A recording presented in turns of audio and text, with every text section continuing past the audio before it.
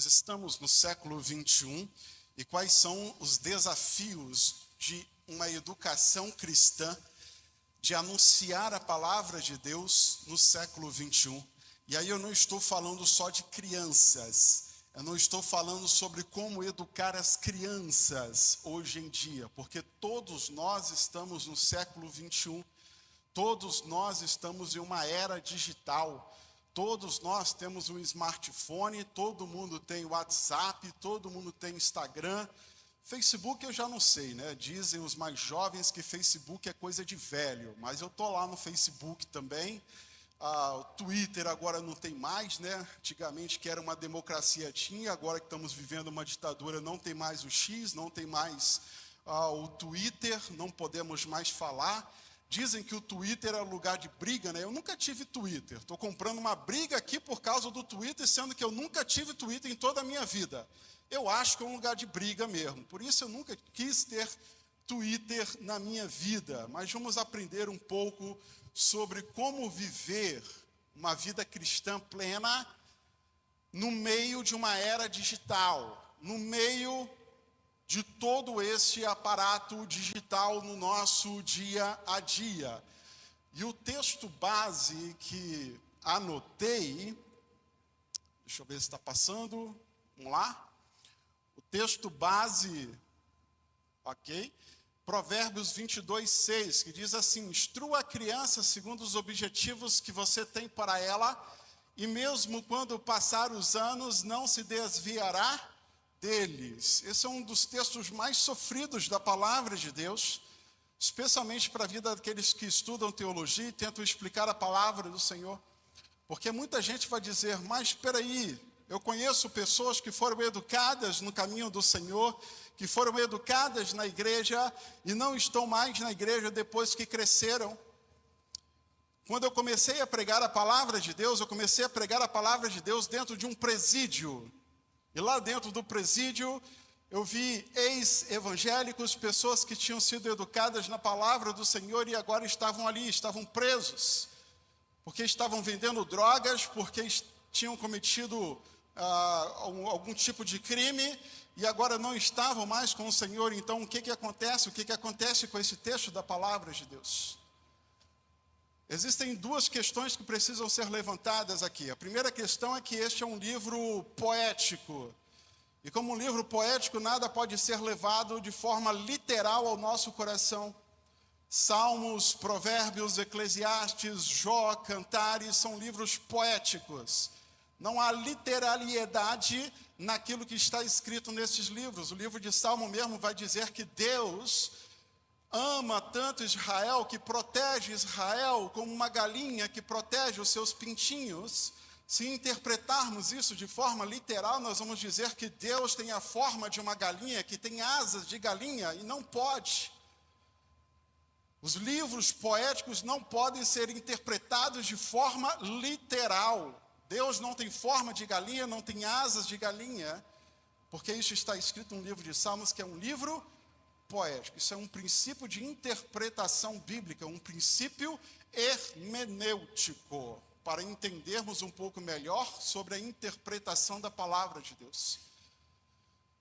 Uma outra questão importante sobre este texto é que no hebraico, dizer que o menino está no caminho do Senhor tem uma conotação de dizer que ele está no começo do caminho, na boca do caminho. É assim que o hebraico vai dizer. Ou seja, a palavra de Deus está dizendo, coloca o menino no caminho correto, mas vai ter um momento de decisão sobre a vida dele, e quem vai decidir sobre a vida dele é ele mesmo. Quem vai decidir sobre o futuro dele é ele mesmo. A tarefa como educador é falar o que é correto, é falar daquilo que vem do coração de Deus, é falar da palavra de Deus, mas sempre haverá um momento de decisão em seu coração, no coração de todos nós, em que cada um de nós vai ter que tomar essa decisão no dia a dia. Esse é o princípio que nós batistas temos defendido desde o nascimento da Igreja Batista. O princípio da soberania de Deus, o princípio da escolha pessoal de cada crente. Mas uma coisa que me chama muita atenção é que quando eu estava na prisão, falando com aquelas pessoas sobre o amor de Deus, todos aqueles que foram educados na palavra de Deus, que foram educados dentro de uma igreja, lembravam das coisas de Deus. Todos eles tinham o primeiro grau ou o segundo grau completo, mas eles não lembravam das coisas que eles tinham aprendido na escola. Eles não lembravam sobre a fórmula de Bhaskara, eles não lembravam sobre a equação do primeiro grau, eles não lembravam sobre como falar a língua portuguesa, eles não lembravam e nem sabiam quem era Dom Pedro I ou Dom Pedro II, não lembravam absolutamente nada do que eles tinham aprendido na escola, mas começava a cantar uma musiquinha de crente e eles lembravam. Uma palavrinha só eu aprendi dentro da cadeia um monte de gente cantando. Você sabe por que isso? Porque a obra de Deus é uma obra espiritual. É algo que vem do céu sobre as nossas vidas. Não é algo que vem do preletor, não é algo que vem do pastor, não é algo que vem de quem está pregando, não. É algo que vem do trono de Deus para as nossas vidas. Por isso é selado no coração da pessoa por toda a sua vida. Ela pode esquecer qualquer outro tipo de conhecimento, mas um conhecimento que vem de Deus para o coração dela, ela não esquece. Ela pode ter tomado decisões erradas em sua vida, mas aquilo que vem de Deus, ela não esquece. E como ensinar a palavra de Deus para essa nova geração? Como falar de Deus para essa nova geração? Pode passar? Eu coloquei ali um quadro dividindo o que é essa nova geração. Porque às vezes a gente fala assim, geração 21, o que quer se dizer isso? A divisão da geração moderna se dá desta forma. São os baby boomers, que seriam as pessoas que viveram logo após a Segunda Guerra Mundial. A geração X, que viveu a Guerra Fria, um pouco depois da Segunda Guerra Mundial. A geração Y, que são os nativos digitais, ou millennials, que já nascem em uma geração pós-guerra, mas dentro dos avanços tecnológicos, a geração Z e a geração Alfa, que são sim os nativos digitais, as gerações que nasceram de fato na era digital, as pessoas que aprenderam a viver em um mundo digital. E esse mundo digital não pode nos afastar de Deus, ele tem que nos aproximar de Deus. E aí você vai se colocando ali dentro dessas gerações. Se é de 46 para trás, você não está ali, né? Antes da Segunda Guerra Mundial, durante a Segunda Guerra Mundial, que você nasceu, então você não pertence à geração moderna, mas você está nela em nome de Jesus e que continue estando nela para a glória do santo nome do nosso Pai. É assim que é dividido as gerações modernas hoje em dia. E todas essas gerações devem glorificar o santo nome do nosso Pai. Essa geração tem algumas características, ela tem muita informação no seu dia a dia. Pode passar? Numa época saturada de informação, a tarefa de formar gerações presentes e futuras é mais importante que nunca. Vamos lá? Eliot vai dizer, onde está a sabedoria que perdemos no conhecimento? Onde está o conhecimento que perdemos nas informações? É uma geração que tem muita informação, mas pouco conhecimento. Pode ir. A informação é o que você adquire, o conhecimento é o que você usa, a sabedoria é o que você se torna. Está aí uma palavra de Confúcio, um líder chinês. Pode passar também?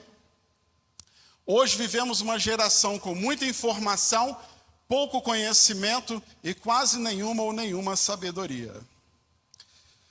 Tem muita informação chegando à mente das crianças, dos adolescentes e às nossas mentes também. O nosso dia a dia está repleto de informações. Todas as redes sociais estão repletas de informações, mas essas informações não estão produzindo conhecimento e nem sabedoria em nosso dia a dia. Onde estão os grandes nomes do nosso dia a dia? Pode passar? Só para termos uma ideia, né?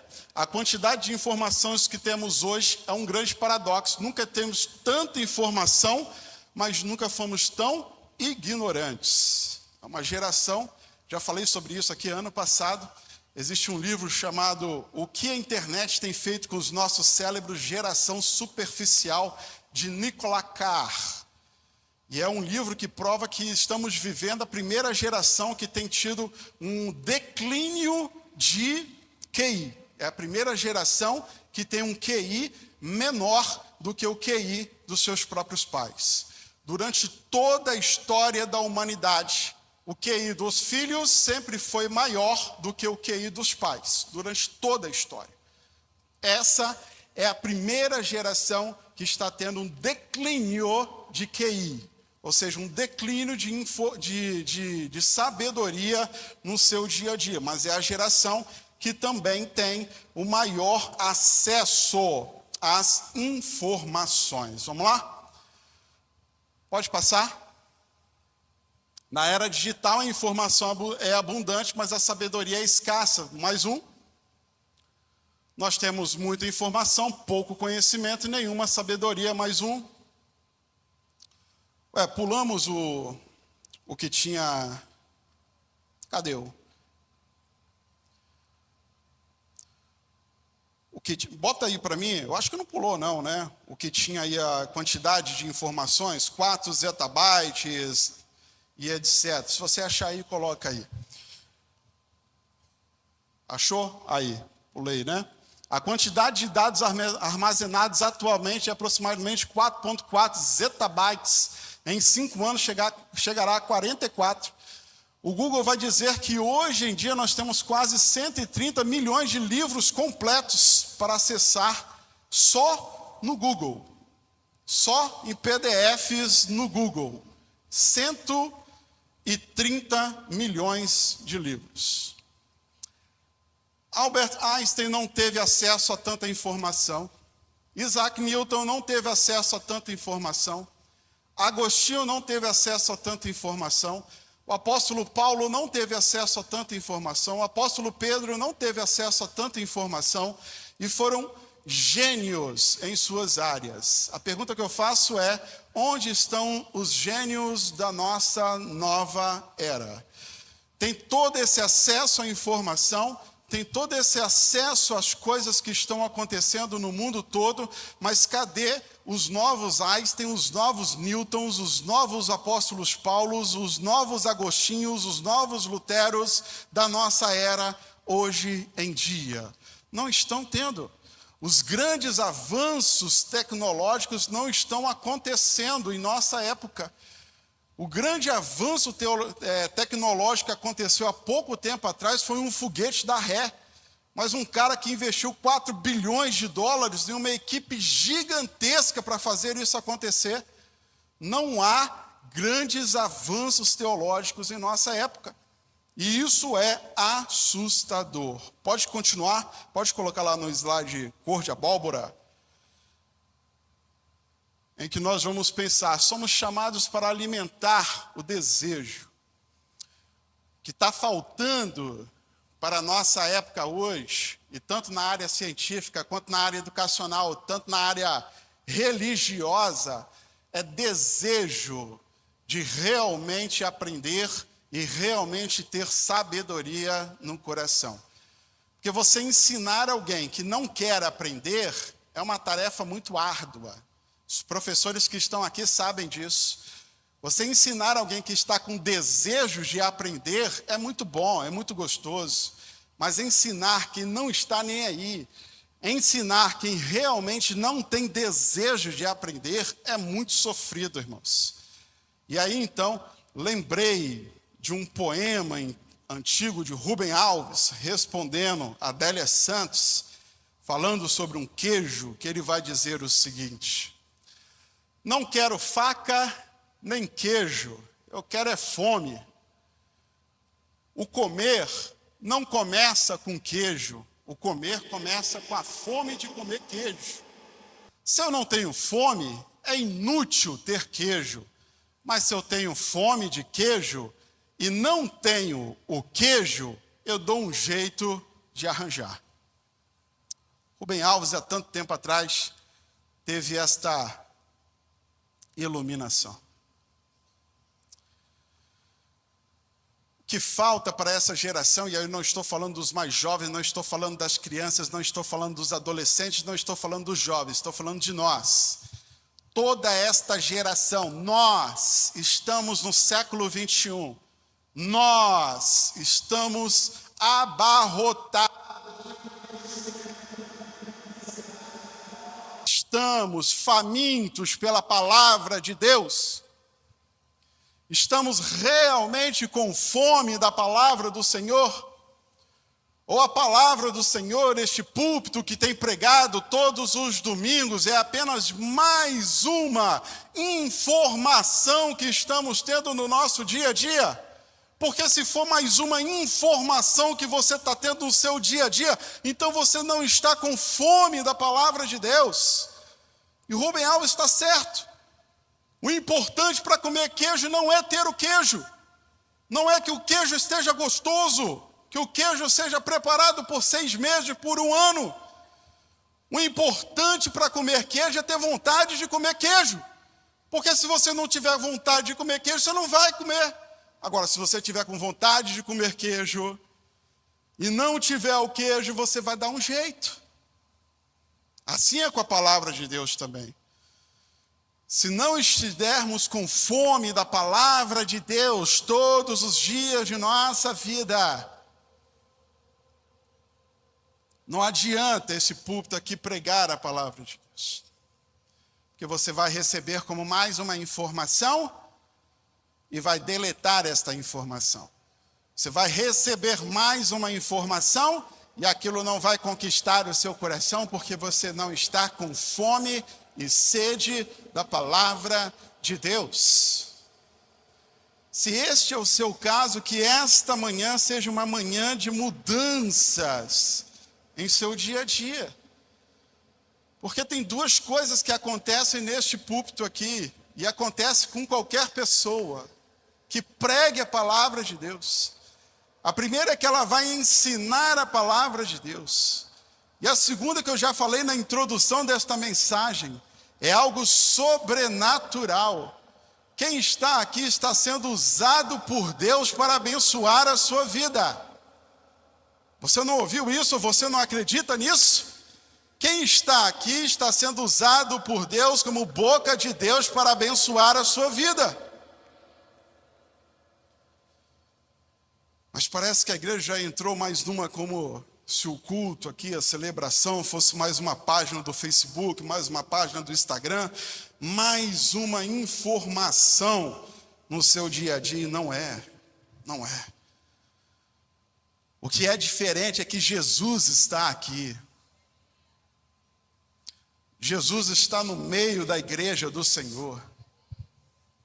É promessa dele. Ele disse, onde 2 ou 3 estiverem reunidos, e aqui tem muito mais de 2 ou 3. Ele está ali. Jesus está no nosso meio hoje. Amém, queridos? Essa é a diferença. Não é apenas mais uma informação que você vai ter para a sua vida. Você não pode vir para a igreja para receber mais uma informação. Você tem que vir para a igreja faminto da palavra de Deus e sair daqui ainda mais faminto da palavra de Deus. Desejoso de aprender a palavra do Senhor todos os dias da sua vida. Estamos aí com um projeto da leitura bíblica. Se você não tem participado, participe, para que também possa ser uma bênção na sua vida. Pode passar? Tem mais um aí.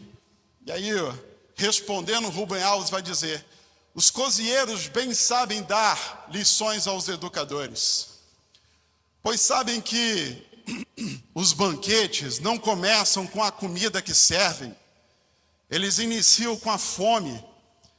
A verdadeira cozinheira é aquela que sabe a arte de produzir fome. Pode passar o último slide aí, cor de abóbora, né? que é o último pensamento de Rubem Alves, que vai dizer assim: conhecimentos que não são nascidos do desejo são como uma cozinha maravilhosa na casa de um homem que sofre de anorexia. Olha que forte. Tudo aquilo que não é nascido do desejo parece que é forçoso entrar no coração. Não é natural. Não há fome sobre a vida daquilo. E aí é como um cozinheiro que fica ali 2 horas, 3 horas, 4 horas, preparando uma grande...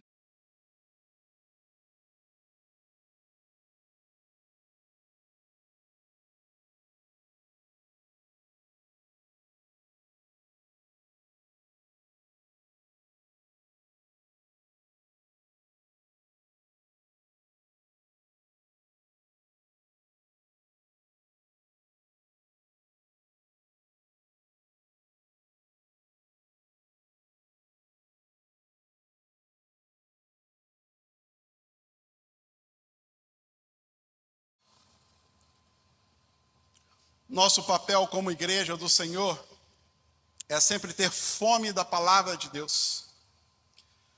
Eu estou iniciando aqui, daqui a alguns dias, o staff estará pregando a palavra de Deus também.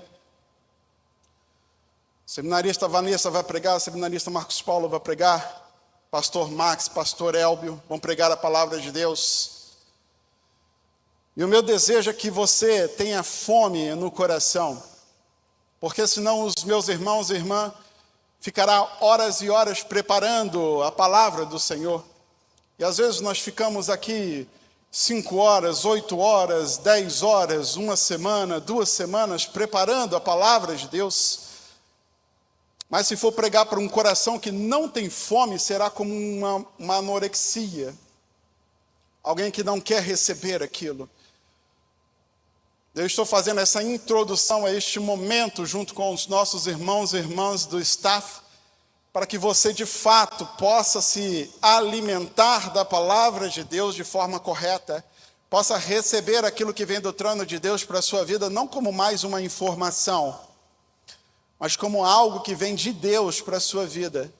Que é aquilo que os pastores seminaristas vão pregar, eu quero que você entenda que é algo que vem de Deus para a sua vida. Algo que pode transformar o seu coração, mas para isso você tem que estar com fome. Você não pode estar repleto de si mesmo. Você tem que se desarmar de si mesmo e ter fome, e fome da palavra de Deus.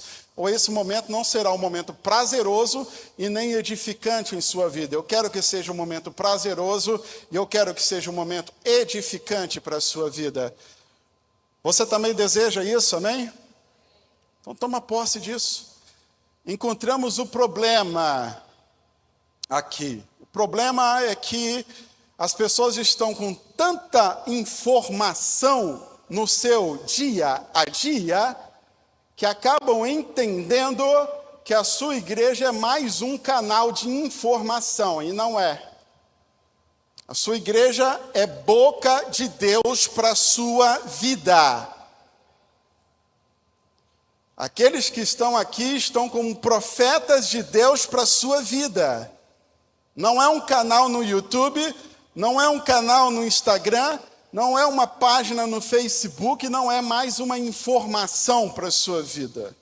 É algo que vem do coração de Deus para edificar a sua vida e o seu lar. E para isso você tem que estar com fome. E fome das coisas de Deus. Porque aí os pastores, aqueles que estarão aqui, não conseguem te dar a fome. Quem tem que estar com fome da palavra de Deus é você. A gente pode fazer como os cozinheiros ali. Preparar o alimento, preparar a mensagem, preparar aquilo que vem do coração de Deus. Ficar 8 horas, 9 horas, 10 horas lendo, relendo, para que tudo aconteça da forma correta. Mas você tem que estar com fome da palavra de Deus. Nenhum pastor vai chegar aqui, abrir a tua barriga e colocar o alimento lá dentro. Se você não estiver faminto, as coisas não vão caminhar. Mas como podemos fazer isso? Pode passar? Como dar fome à geração 21? Como realmente dar fome a essa geração? E volto a dizer, geração 21 não é a geração dos jovens e adolescentes, geração 21 somos todos nós. Primeiro passo, pode passar, anota aí em seu coração. Nós vamos temperar aqui uma comida para dar fome ao nosso coração e uma fome espiritual. A primeira coisa que temos que ter é oração. Ela é a base de tudo, ela não é o tempero. A oração é o feijão da feijoada, ela é o peixe da peixada, ela é o arroz do arroz, como é que é o nome do arroz? Carreteiro, né? Carreteiro, né?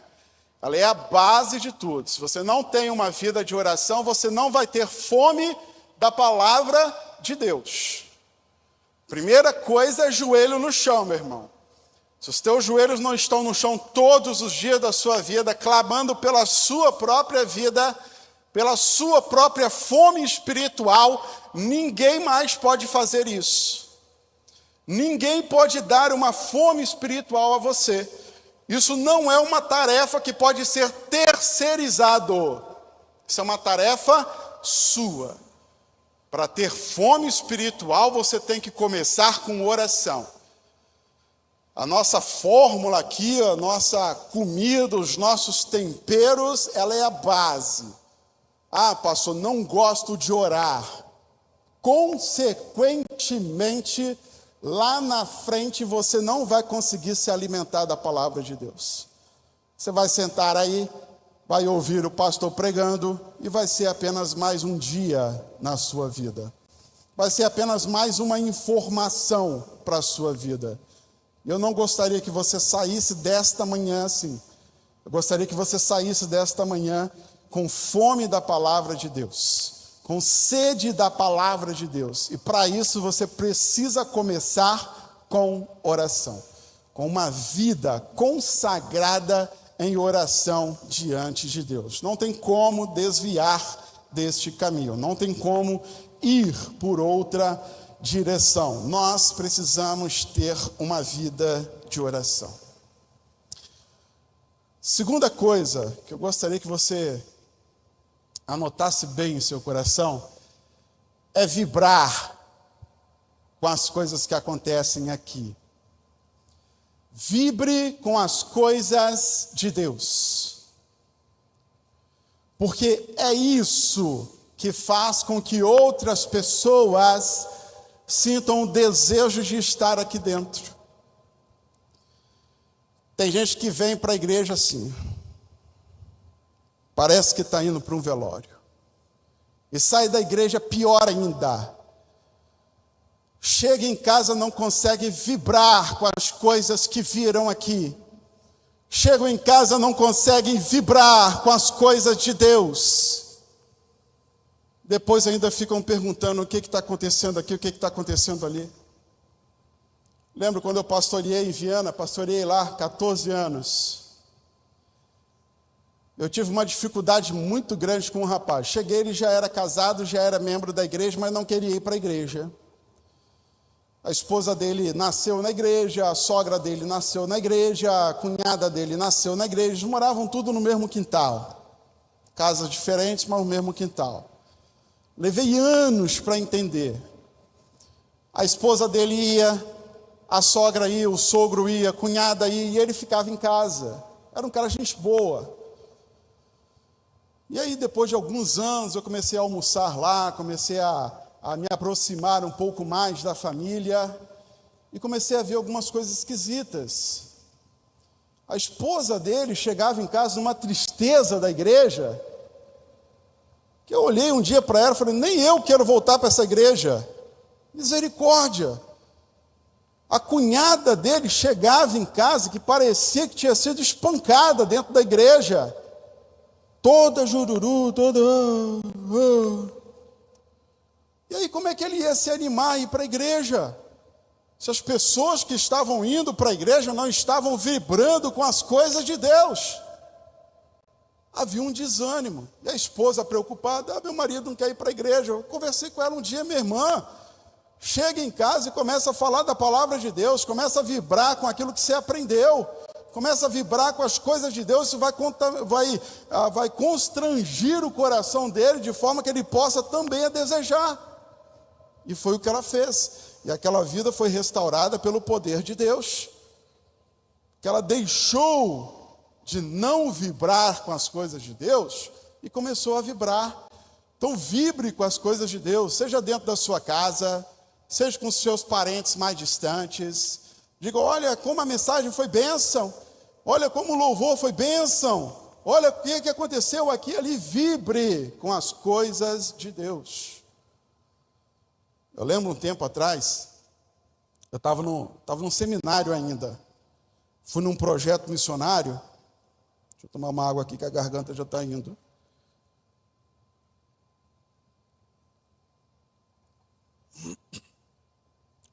Fui num projeto missionário no interior do estado.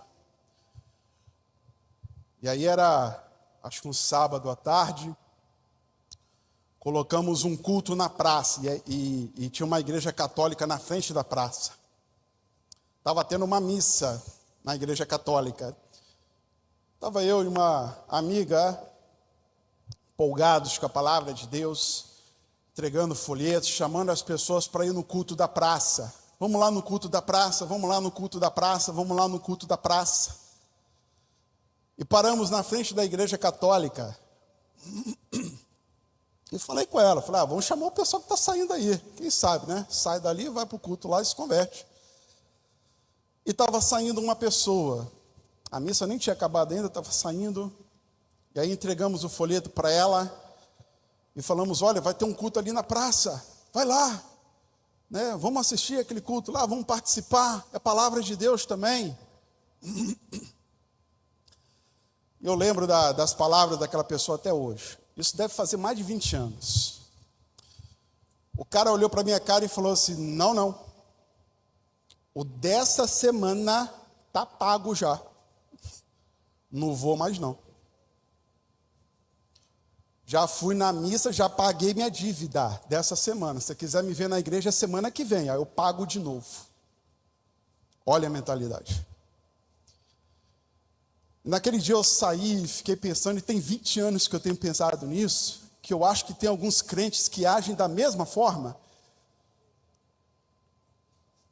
Eles só não falam, o cara foi honesto a falar, mas eu acho que eu já conheci alguns servos de Deus, alguns crentes, algumas pessoas na igreja que pensam da mesma forma. Eu vou para a igreja só para pagar, só para que ninguém diga que eu não fui, só para ninguém julgar a minha vida, só para sentar lá, escutar algumas coisas e ir embora. Paguei o que é desta semana, semana que vem eu pago de novo, pastor. Olha só. Como que uma igreja vai crescer com essa mentalidade? Como que uma igreja vai avançar com essa mentalidade? A igreja católica tem diminuído, ano após ano, mas a mentalidade de lá não mudou. Pode passar? Precisamos ter comunhão também em nosso meio. Comunhão é essencial. Se você tem alguma coisa contra algum irmão, em nome de Jesus, coloca isso diante de Deus, porque este deve ser um ambiente espiritual em que nós, em nome de Jesus, nos amamos em Cristo Jesus. Amém, queridos? Em Cristo Jesus, amamos uns aos outros. Igreja é essencial. Esse é o nome de um livro também que eu quero recomendar, que fala sobre a necessidade de termos comunhão dentro da igreja do Senhor. Pode passar? Vamos acelerar. Precisamos também ter sã doutrina das coisas de Deus. Nós estamos vivendo um universo online, um universo em que as pessoas parecem que não precisam mais estudar, em que todo mundo tem resposta para tudo, tem resposta bíblica. É só abrir o Google, perguntar e ponto final. Há um tempo atrás eu tive uma experiência assim, aqui na igreja mesmo. alguém chegou para mim e falou, o que é isso e aquilo? Porque eu olhei no YouTube, eu falei, já começou errado aí. Você não tem que olhar no YouTube. Essa igreja tem 6 pastores, irmãos. Você está procurando resposta bíblica no YouTube? Tem 6 pastores para te responder, para te dizer o que é biblicamente isso ou aquilo, para dizer no que esta igreja acredita nisso ou naquilo, mas não. Primeiro deixa a mente doida lá no YouTube, olhando pastores que às vezes são hereges, às vezes não estão nem na graça de Deus, nem no conhecimento da palavra de Deus. Aí quando a cabeça está toda bagunçada pelas coisas da internet, aí é que procura um pastor. Falou, pastor, minha cabeça está toda bagunçada, eu não sei o que é isso, eu não sei mais o que é aquilo, mas por que não fez o caminho correto? Não é falta de pastor, não. Tem pastores nessa igreja. Senta com os teus pastores e pergunta. Não estou vendo o Lucas aqui, não. O Lucas está aí? Ah lá, está lá no fundo. Lá. Todo dia o Lucas me faz um monte de pergunta, cara. Eu já estou vendo aqui um caminho de sair, de desviar dele. Estou brincando, Lucas. Pode fazer. Está lá um monte de pergunta bíblica. Quando eu me converti, vivia dentro da casa do meu pastor fazendo pergunta, o que é isso, o que é aquilo, o que é aquilo outro, o que é isso, o que é isso, o que é isso. Os pastores têm maior prazer em responder, mas não procurem em outros caminhos podem ser tortuosos. Eu vou contar uma história aqui, e não é uma crítica ao Jesus Vida Verão. Tá? Eu vi os jovens indo lá, continuem indo, eu já fui, foi bênção. Amo o pastor Evaldo, amo o projeto Jesus Vida Verão, mas eu estive no Jesus Vida Verão, eu acho que há uns 3 anos atrás, mais ou menos. Eu entrei lá nos bastidores, e eu fiquei lá com o pastor Evaldo, com o pessoal lá, nos bastidores do Jesus Vida Verão. Passou por mim uma menina, uma branquinha, mais ou menos desse tamanho assim, e eu vi que ela passou e eu não dei bola para ela, e ela olhou feio para mim. Eu não entendi nada e deixei para lá e foi embora. Aí eu perguntei a um dos pastores, falei, quem é essa menina que passou aqui? Porque eu achei que ela me deu uma olhada muito penetrante, assim, quase que me julgando, Ele olhou, aí quando ele olhou, eu vi que tinha um monte de jornalista que foi para cima da menina também, começaram a entrevistar ela e tal. Falei, uma das meninas que vai cantar. Falei, tá, mas quem é? Aí ele falou, não sei. Falei, como é que você não sabe? Você está na organização aqui. E aí ele falou uma coisa que me preocupou muito. Ele falou, pastor, é o seguinte, essa menina ela lançou uma música no YouTube e deu 100 milhões de visualizações. Agora ela está aqui cantando. Falei, tá, mas quem é o pastor dela? De que igreja que ela é? Qual é a fé que ela tem? Ela está defendendo o quê? Quem é essa menina? Falou, não interessa. Ela fez sucesso no YouTube e agora ela está aqui cantando para a glória de Deus. Vocês estão entendendo como é que está acontecendo as coisas? E tem gente que está na internet buscando pergunta bíblica, buscando conhecimento bíblico. Existem canais que são sérios, mas aí os seus pastores podem te direcionar também a alguns canais muito sérios para a glória de Deus. Não entendam que a internet possa te dar algum tipo de suporte nesse momento. Creiam na sã doutrina da palavra de Deus. Pode passar, nós já estamos terminando. Para realmente ter esse tempero em nossa vida, nós precisamos ser inteiros. Vinícius de Moraes vai dizer, para viver um grande amor, é preciso muita concentração e muita sinceridade, para realmente fazer aquilo que vem do coração do nosso Senhor para as nossas vidas. Precisamos nos dedicar, precisamos ser sinceros, precisamos realmente nos entregar à palavra de Deus. Por último, temos Fernando Pessoa dizendo, para ser grande, ser inteiro. Nós fizemos aqui um tempero, pode passar para o último, que eu acho que é a revisão, Ore, vibre, tenha comunhão, esteja na sã doutrina, ame as pessoas, e se dedique por inteiro na palavra de Deus. Esse é o tempero da fome das coisas de Deus. Se você entrou nesta casa sem fome da presença de Deus, sem fome da palavra de Deus, que você possa utilizar este mapa para chegar ao coração de Deus e sair daqui um pouco saciado com a palavra de Deus, mas ainda mais faminto com as coisas de Deus e com a palavra de Deus em seu coração. Você volte para esta casa hoje à noite, ainda mais faminto de compreender com as coisas de Deus em seu coração.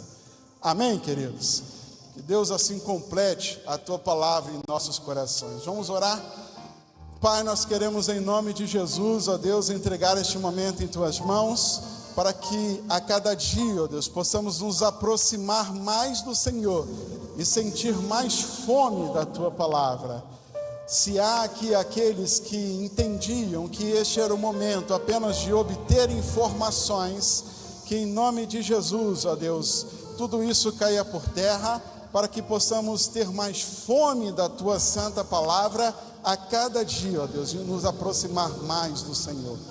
Nos ajude a orar, nos ajude a ter uma sã doutrina, nos ajude a ter comunhão, ó Deus, nos ajude a vibrar com as coisas do Senhor, nos ajude a nos entregar por inteiro e ser sinceros com o Senhor a cada dia, em nome de Jesus. Amém.